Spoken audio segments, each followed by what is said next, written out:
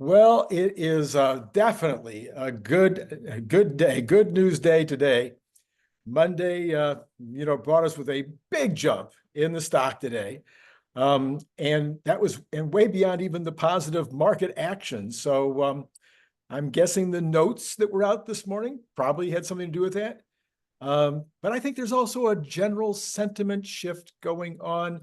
What do you say, Larry Goldberg?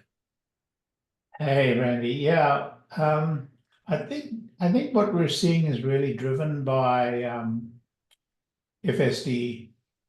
I think we're seeing a general trend to recognition of FSD. I think the MS note, Morgan Stanley note this morning definitely helped. Morgan Stanley's been well. In the past, they've been not exactly supporters of Tesla, but we have a convert, Yep. and they've been very supportive, and I think it stood them in good stead. So yeah, I think we're in a new. Elon spoke about the new book. And I think we're seeing the opening of that new book. I think we'll gradually move into 2025, and that is the beginning, and that's going to be the critical moment. They talked about 2025 being a resumption of the plus 50%, and I think there's a lot of pointers as to why that may be so. Now, the macro is very important in terms of the numbers of vehicles. But I don't think the macro is of any consequence when it comes to what the potential is with FSD. So, just given the success of 12.5, given the direction of 12.5, I think even if we only just see a massive improvement in the take rate, that will have a big impact on earnings and revenue and cash, as will the recognition of some of the revenue of the remaining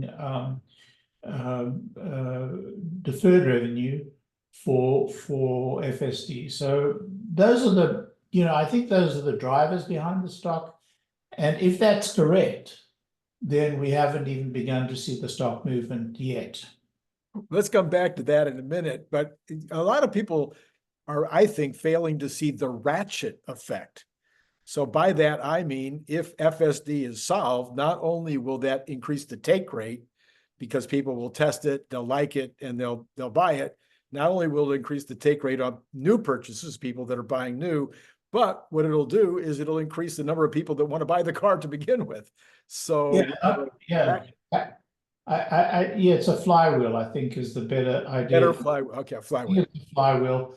And I think there's no doubt about it. And beyond that flywheel of the increased revenue from FSD, the increased take rate of FSD, and the bump in sales, beyond that is, of course, the robotaxi. Right. And to make 1010 believable, we have to have 12.5 and perhaps even 12.6 or version 13. Because people have to believe. It's one thing to say, here's the robotaxi, and this is how we're going to do it. It's another thing for people to believe it. So here we have a situation where they're seeing it with their own eyes. I mean, I've seen it with my own eyes. Right. And very few people have seen it with their own eyes. And so I think that once they see it with their own eyes, I think what we're seeing now is the beginning. So Brian White says he thinks if it were necessary, Optimus could roll out robotaxi today, with a monitoring system. So in other words, anything that went wrong, anything that if the car did anything erratic or caused any kind of a problem, it would immediately be hit, some monitor somewhere. They would come on the screen and start to deal with whatever was going on. Other people have said the same thing. If that's true, then his observation also was that basically it's as good as Waymo or as good as the Chinese cars now, which are using these monitoring systems, or maybe better than those cars. I'm sorry, did he mean to say Optimus would be When I the? say Optimus, I meant the current car. Oh, yeah. FSD 12.5 today could be turned loose in the same way that Waymo's turned loose, in the same way that the Chinese are turned loose, with an observer, with a somebody that is available to be called on if something. Yeah, I understand. I think he's being a bit optimistic, and far be it for me to accuse Brian of being optimistic, but I think it is a little optimistic. I think we're closer to the point where we were with Waymo having drivers supervising without putting their hands on the wheel. I think we're closer to that point. You know, I think 12.5 is not without some intervention. Interventions are dramatically sparser than they were under 12.3.6, which was dramatically sparser than any version, you know, before it. So I think the numbers are maybe in the hundreds of miles. Waymo's in the thousands of miles. So I think we need at least one order of magnitude better and possibly 2 orders of magnitude better. But, you know, we just saw a leap of several orders of magnitude. Right. So I don't want to sort of quibble with Brian. I think we're very close to that point. And not only do I think it. Yeah. More importantly, I think it's a perception that is rising amongst the analysts. I don't think it's there yet. Right. But it's beginning to rise amongst the analysts. Well, okay, so let's go back to November 22. Yeah. People believe that FSD was only months away. The stock was at 410. Now, if we actually solve it before the end of the year, which I think you said yesterday, you thought it might be solved by the end of the year, or if it's the first quarter of next year, if we actually solve it, what do you think actually happens to the stock at that point? What's the right price for Tesla with FSD solved and robotaxi rolling out?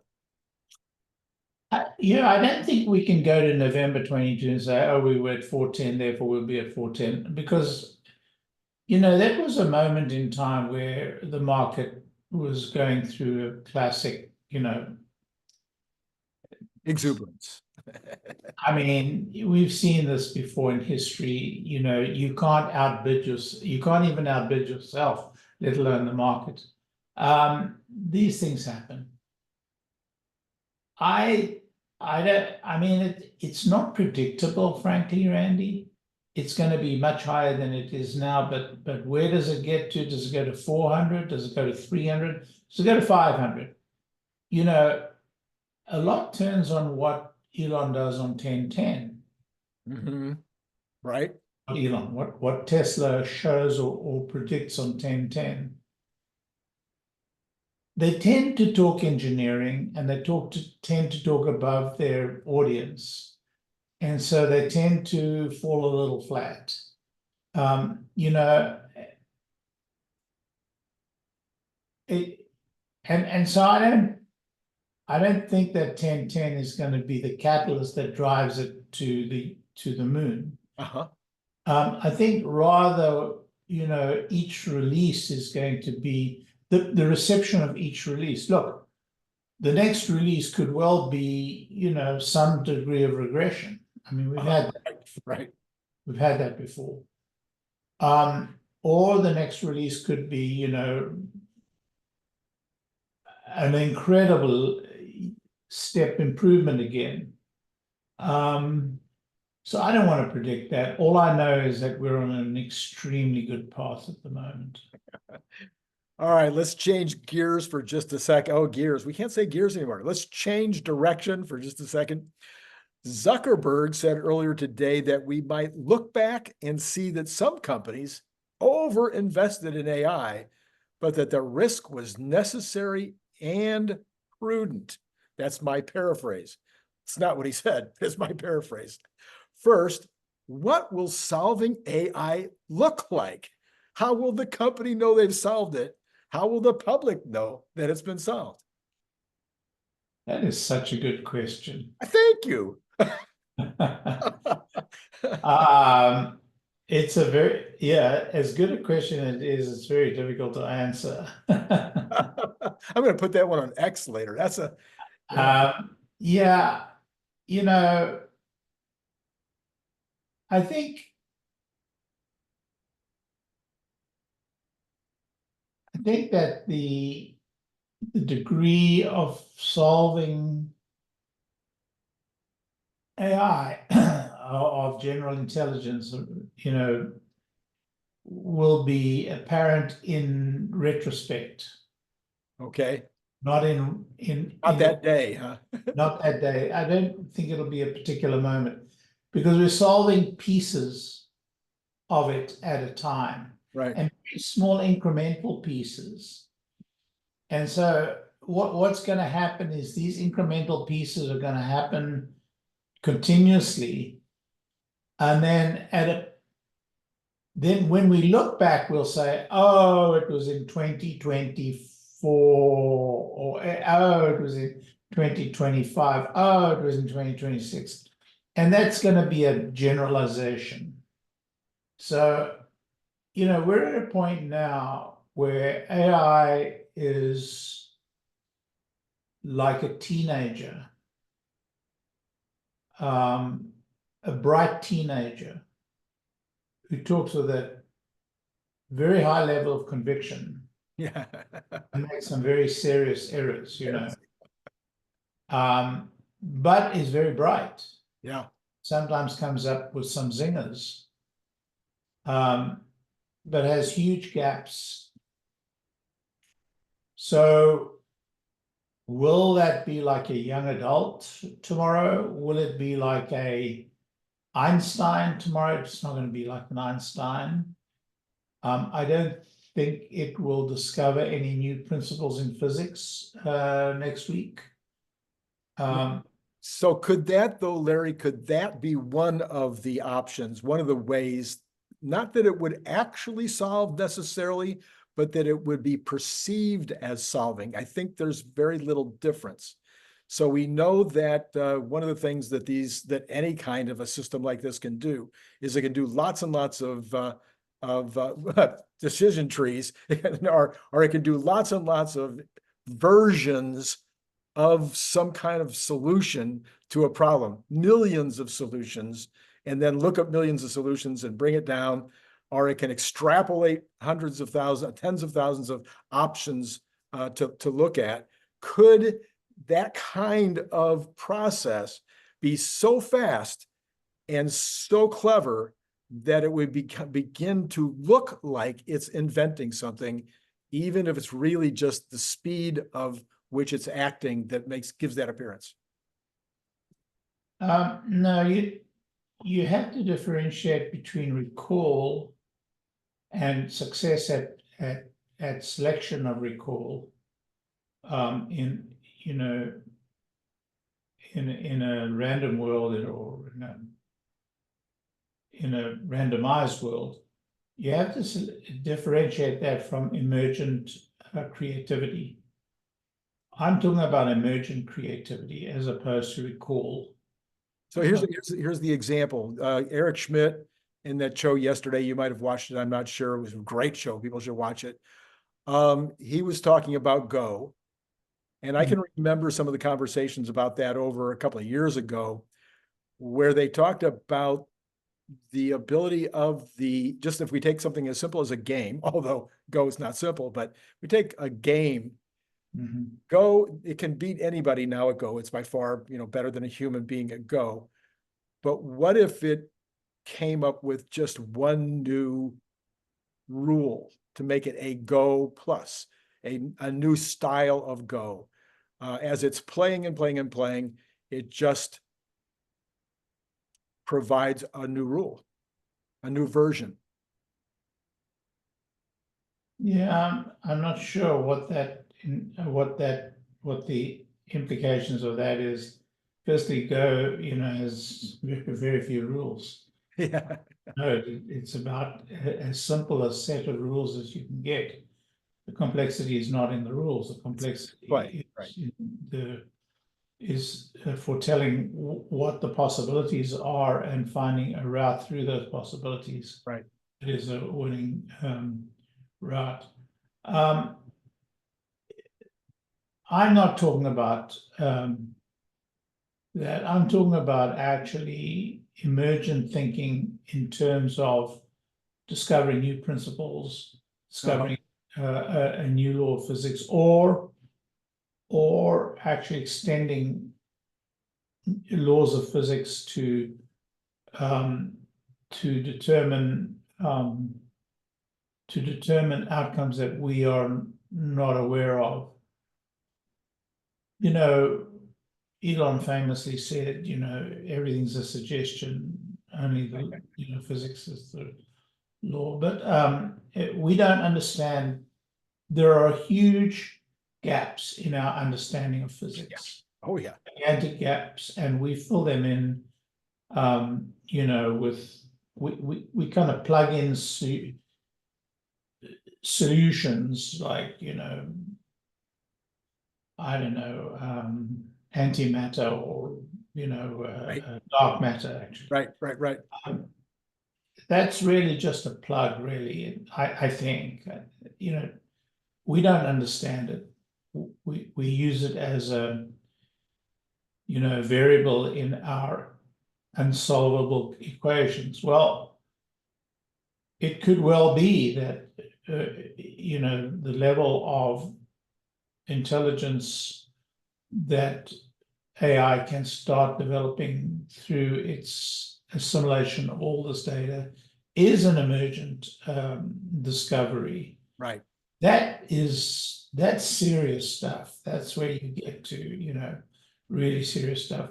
All the rest is really not a lot more than imbibing what is there. But so all of that emergent stuff, and I've taken it to the limit. I mean, that is the limit, is coming up with new laws of physics. Right. You know? But emergent discoveries of other scientific opportunities or other physical opportunities in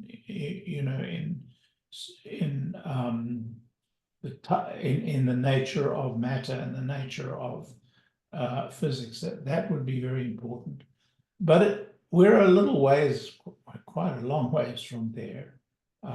Right now, where we are is that, you know, within the realm of a relatively within the realm of being able to imbibe a lot of information and regurgitate it with a well-constructed prompt is really where we're at for the most part. I know that people have talked about, you know, the current level that we are now is that on multiple subjects, and maybe most subjects, AI is smarter than any single human, or maybe smarter than all humans, like on Go would be an example. That's a pretty bad example, by the way. It's a bad example? Oh, okay. Yeah, Go is the kind of example which massive compute power, you know, there's a good expectation, there was a good expectation that would happen. I mean, I famously lost a bet in my lifetime when I was a young man, very young man, maybe actually 22, when I bet somebody that in our lifetime computers would not exceed the power of a human being in chess. Right. Well, I lost that very badly. Yeah. So chess and Go are really examples of games that enormous calculation capabilities could have solved. Using AI was a short circuit to that, because we were able to develop principles and methods that it was able to develop principles and methods, but they were calculable. They were reducible from principles that could be calculated. Well, would a better example be that UCLA just did a study where they found that the AI could outperform doctors in terms of giving prognosis or recommendations at a very high level. Would that be? Yeah. I mean, that is a classic. I think that would be a classic use of AI, but again, there probably are going to be externalities that AI may not be aware of, that a doctor could deduce by looking at the patient, by speaking to the patient, in areas that perhaps the AI is not had not been trained in, and that may have, you know, some externality. I mean, I think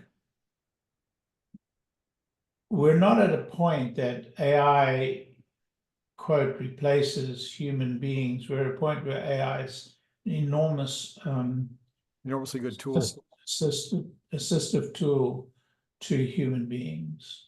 So I'm still trying to get to the definition of AI becoming AGI. Would you, some people have said when it is smarter than the sum total of all human beings. So in other words, on that same test, if the AI were better at diagnosing 100% of the time against any of the best doctors in the world. I'm not sure that's AGI though. I think that's just really good AI. That's really good, you know, medical analysis. AGI is something different. AGI is general intelligence, where it can learn like a child across, you know, the entire of human experience. To the degree it's exposed to a particular area of experience, it can deduce from that its other, you know, from its other knowledge. It can make inferences from that knowledge. So AGI is much more than saying picking a medical example or picking a mathematical example or picking a, you know, a physics example. It is the ability to assimilate from all of these disciplines generalized knowledge. So that's the whole point of AGI, general, and that is the ability to learn much like human beings, but at a much higher pace and with far less constraints. You know, we're constrained by how much energy, the size of our brain, and how much energy we are able to allow our brain to consume. So we assume that, you know, because machines are almost limitless, they're not almost limitless, but because they can grow to a very large degree, and because computer chips are getting cleverer and cleverer and large and faster and can use more and more and more energy. And you know, we have some new physics coming on, you know, with, you know, the use of, you know, computers that go beyond just simple silicon chips. So right. And so the issue is that at one point, millions of megawatt capability will exceed the power of, you know, just a few pounds or a few ounces or whatever it weighs of the brain, of a single human being's brain. So if a company solves AGI, becomes the first, and it can prove it, people go, yep, they did it. What in the world, how in the world do you value that company? I don't think one company will solve it. I think it's going to be a solution that emerges from all the companies that do it. It's almost, you know, the amount of, firstly, you must understand that right now, AI is the result of the AI that we know is the result of a paper that a group of scientists at Google worked on, which was built on a body of knowledge that had been built since the 80s, since the 70s actually, which was built on a body of knowledge that was built on since the 19th century. So I don't see a single company saying, we've solved AGI. I just don't see that. I think that it's going to take all of humanity working all the time.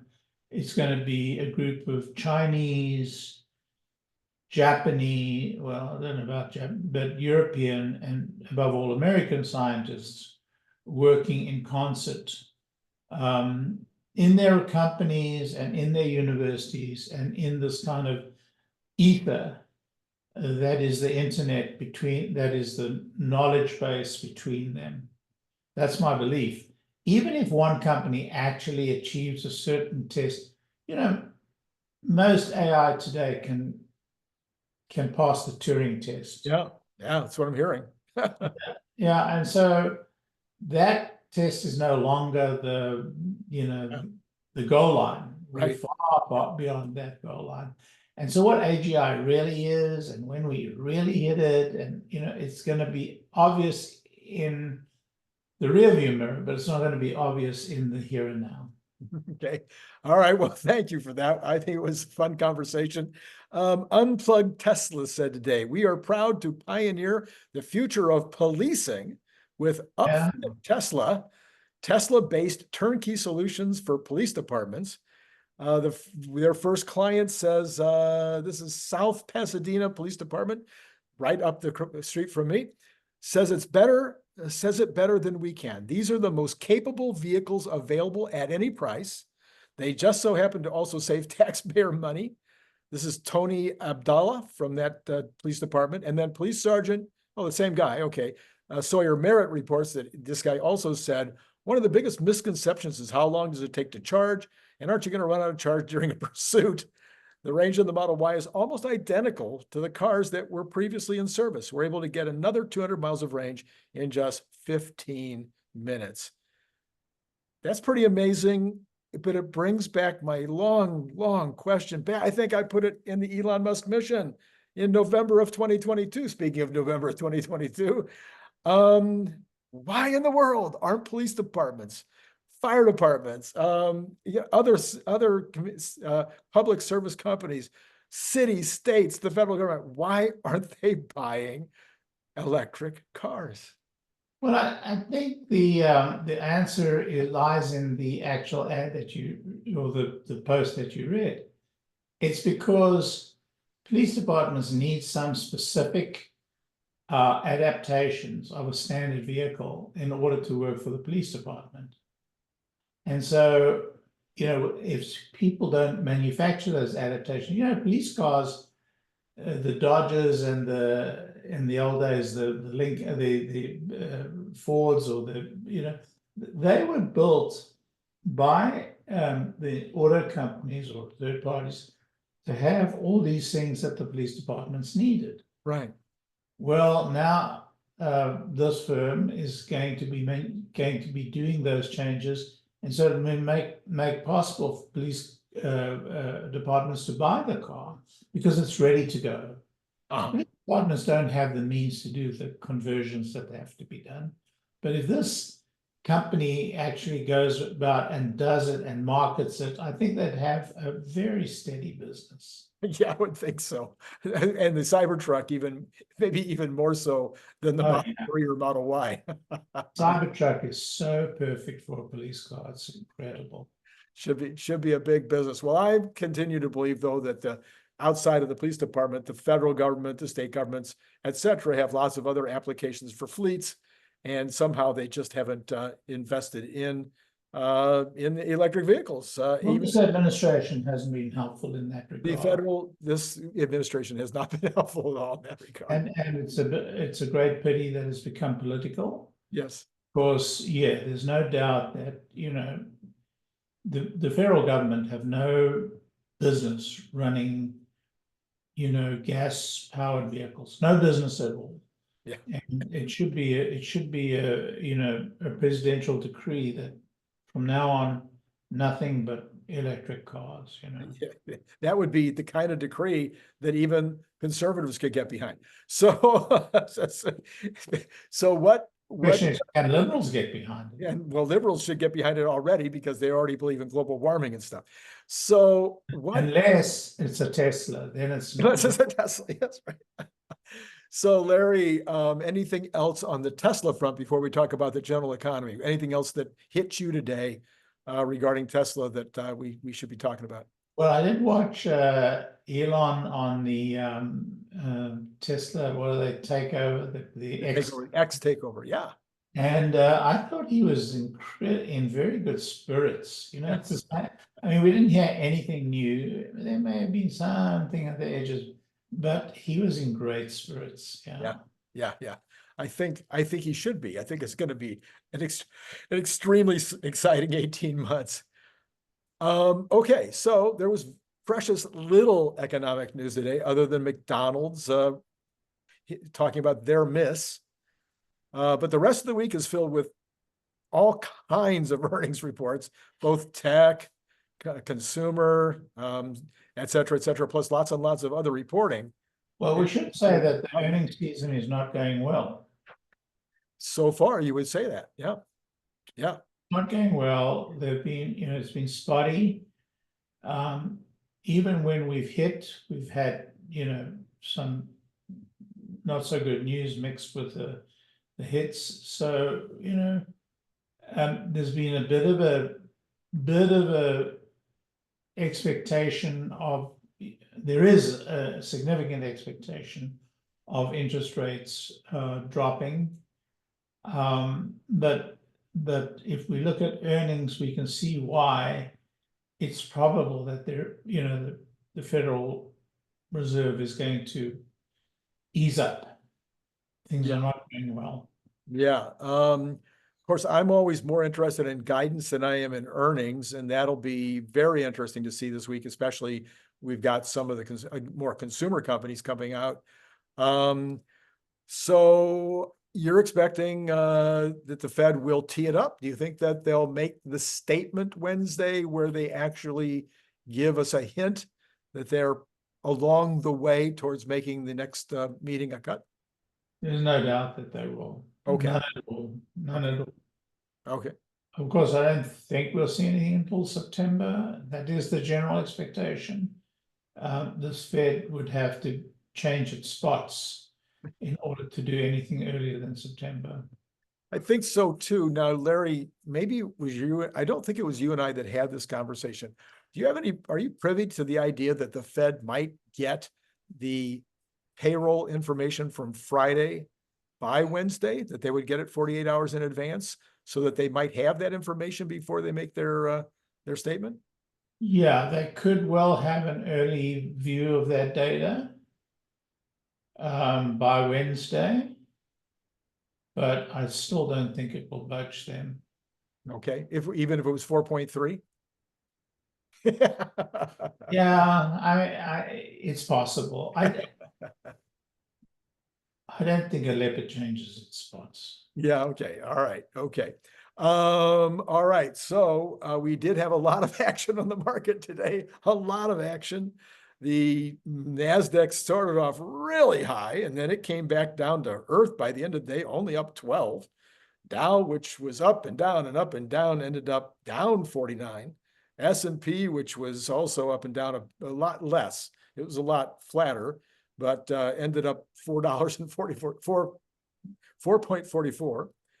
Tesla, however, ended up $12.30 for the day. And I think the after hours across the markets were down, even though Tesla was not.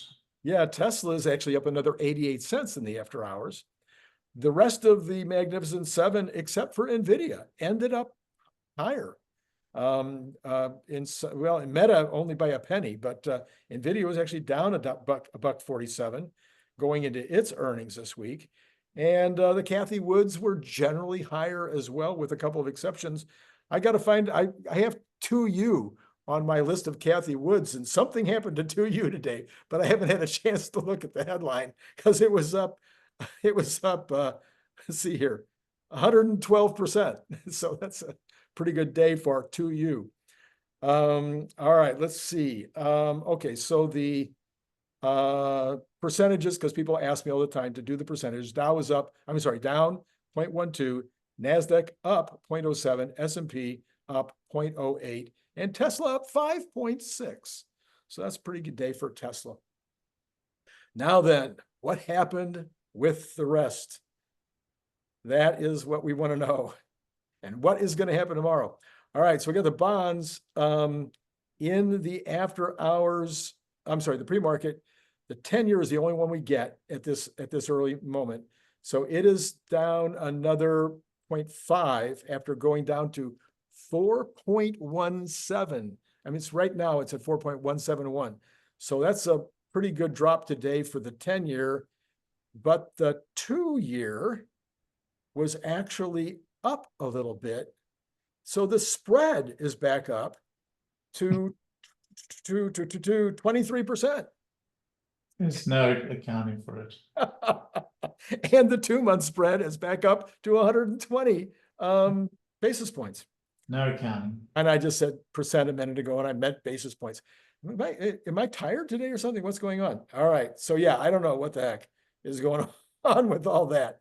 But I do like the directionality of bonds. That's certainly indicating they think the Fed is going to. Yeah, we would think that we're going to see, these things actually converge, but it's not happening yet.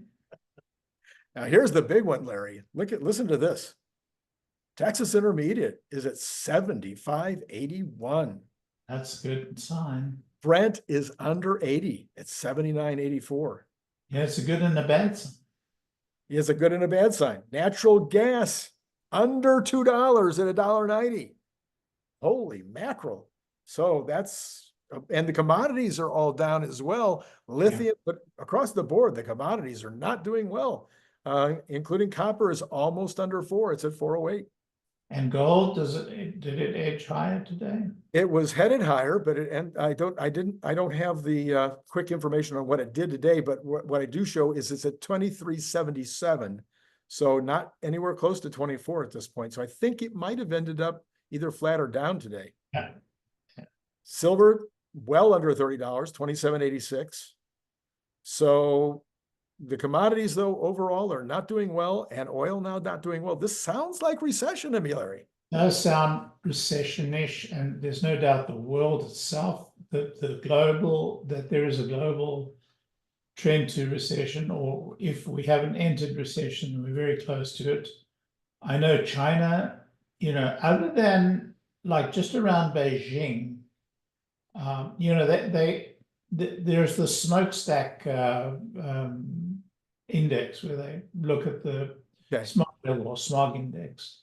And other than Beijing, everywhere the skies are clear over China. Wow. Beijing shows an increase in smoke, in pollution. But other than that, the skies are clear all the way across China, which means that, economically China is struggling. And I think that is dragging the world into this recession. We know that the US is on this brink or has been toying with recession. Certainly vast areas of our economy are in recession. So, if the Fed does not move quickly, if I were the god of the Fed, I would already relaxed interest rates. This week, right? I would have done a little bit earlier than this week. Yeah. I don't know if you saw AJ's comments. He didn't give me what I asked for, though. He said that that he went through the auto earnings reports, and he felt like it was way worse or way more problematic than the headline numbers even showed, and the headline numbers were terrible. So, but he never came back and said what he meant by that. Yeah. The one thing is, I'd like to see the dealership inventories in that calculation. So yeah, indeed. We know they're high. We know that they're not moving through. The dollar actually was higher now in the pre-market against the yen and the euro. So, and not a ton, 0.2%. I'm sorry, 0.02%. So it's not a 10, but it's directionally good. But I'm guessing that has to do with the fact, no, that would be the opposite. If the bonds are. Well, there's no doubt that the rest of the world are trailing the US. The US may be going into recession, but the rest of the world has been there for a while. Right. Well, in particular, the Mag 7 or the 6, at least of the 7, are helping us out on all of that. Bitcoin. So Larry, I'm this close to studying Bitcoin. I need, I've got the book up here. I've got the recommendations on who to listen to on YouTube. But I'm just so. I've got news for you. The more you learn on Bitcoin, the less you know. Oh, good. That's exactly what I needed to hear.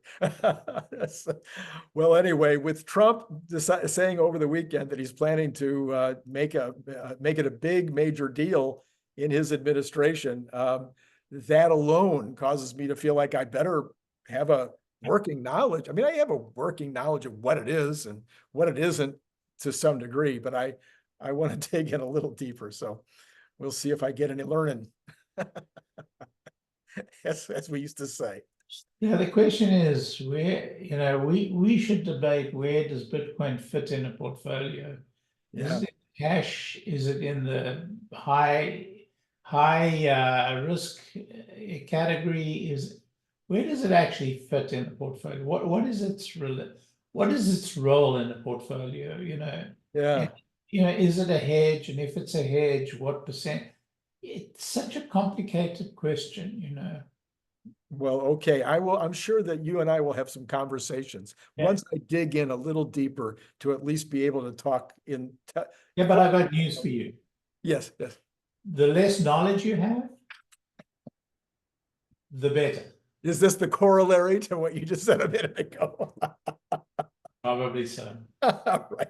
So the Bitcoin, speaking of Bitcoin, though, it did not do well today. It's just down 662, but sitting kind of almost spot in the middle of its trading range. Right. And then we've got the equities. All right. So what we're looking at is all three slightly up. So Dow up 18 or 0.04, S&P up 4.25 or 0.08, and the NASDAQ up 1850 or 0.10. Not that it matters a lot. Well, I guess it does. So we've had conversations. You and I have had these conversations. The headline, the economic press is having these conversations. They all decided, not all, pretty much across the board, oh yeah, we're in rotation. But then the rotation stopped last week, and then it started again, and then today it stopped again.